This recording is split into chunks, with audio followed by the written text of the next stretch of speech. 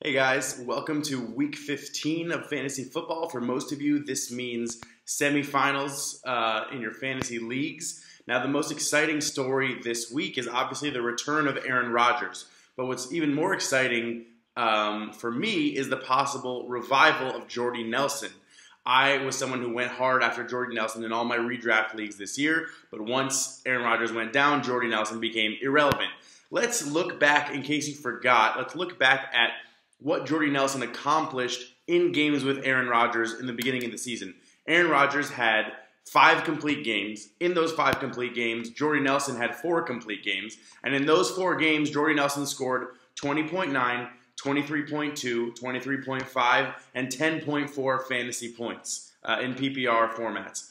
Jordy Nelson was unstoppable. He scored 6 touchdowns in 4 games. Now, those 6 touchdowns are still more touchdowns than Julio Jones, Michael Thomas, Brandon Cooks, Mike Evans, Keenan Allen, and just to name a few. Obviously, there are many others that have not scored 6 touchdowns. Jordy Nelson was able to score 6 touchdowns in 4 games with Aaron Rodgers. It was devastating to, obviously, Aaron Rodgers owners when he went down, but it was just as devastating to Jordy Nelson owners because he became irrelevant. Now, Zach Cruz tweeted, he's a Packers beat writer, he tweeted that Aaron Rodgers said on Jordy Nelson, "I know there's a lot of juice left in 87. I'd like to fill that up this week." So it looks like Aaron Rodgers is going to be finding his old buddy Jordy, and those people who are still alive in the playoffs and managed to keep Jordy Nelson on their roster all season might be in luck. Mike Clay tweeted out earlier this week, "Players aligned across from Panthers cornerback James Bradberry have produced 864 receiving yards this season, and that's 104 more yards than any other corner." Now, Jordy spreads out where he lines up between the right side, the left side, and the slot, but 38% of his snaps are on the right side, which is more than the left or the slot. And James Bradberry lines up across from there 76% of the time. So not only is Aaron Rodgers back and likely going to be throwing Jordy the ball, Jordy's going to have a pretty good matchup to get back into it. So I'm looking for a big day from Jordy Nelson, something his owners have been waiting for quite a long time. Now, the next issue I want to get to is what happens when an unstoppable force meets an immovable object? This is the question we are all forced to ask when DeAndre Hopkins is about to go against the Jacksonville Jaguars defense. The Jaguars have been known now as the best defense in the league. Their secondary doesn't let anything happen. They're incredibly good. They're the best defense we've seen in years. All those things.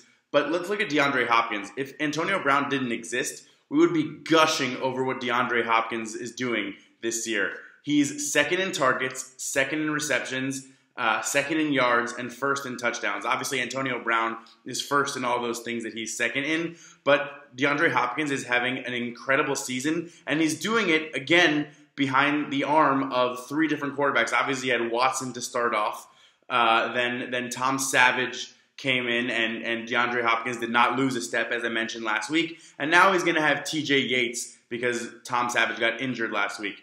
So he's going against the Jacksonville defense, and he's got a backup to a backup as his quarterback.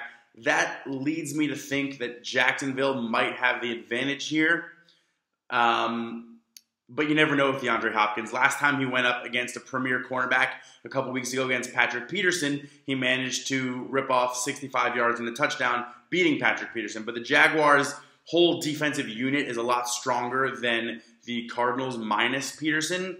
So either way, it's going to be a very interesting day. It's going to be fun to see the ways that the Texans try and get DeAndre Hopkins the ball if they're able to at all. We all know that the Jaguars' run defense is a little bit weaker than their pass defense, so you might see a lot of running game.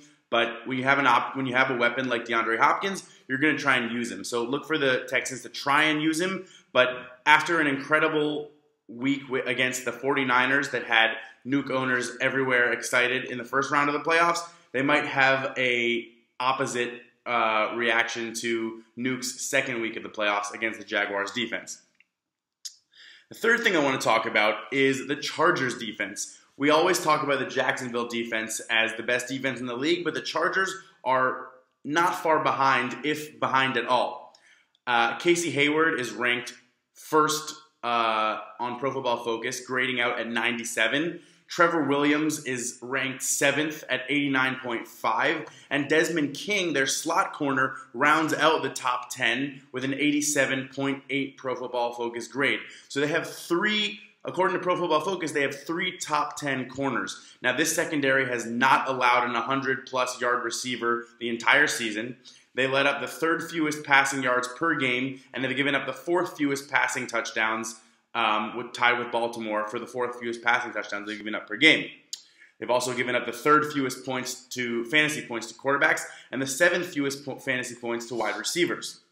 Now, Tyreek Hill is going against this Chargers defense this week. Tyreek Hill, we know, can beat anyone in terms of straight speed.